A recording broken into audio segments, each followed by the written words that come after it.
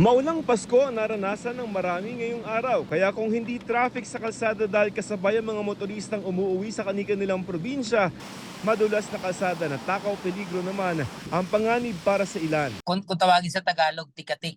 O yun, mas delikado pa pag ganun, sir.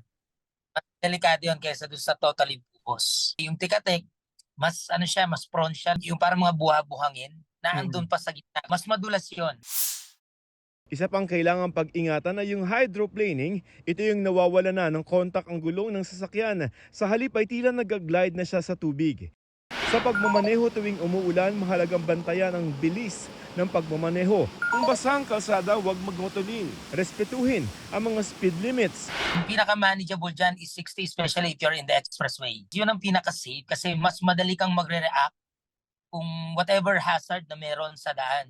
Bukod dito, siguraduhin din na may sapat na distansya sa sasakyan sa harap. At least one car. At least one car difference talaga sila o yung range natin. Then masyado kang close sa sinusundan mo sa sasakyan, the reaction will be different. Ayon sa Land Transportation Office, iwasan din ang biglang pagpreno, maging alerto sa mga water patches, makikintab na daan, at kamadahin kung kumakagat pa rin ang gulong sa kalsada. Kung nararamdaman na nawawala ang grip, dahan-dahang tanggalin ang paa sa accelerator para dahan-dahan itong bumagal. Paglampas daw sa madulas na daan, itap ang brake ng paunti-unti para matuyo ito.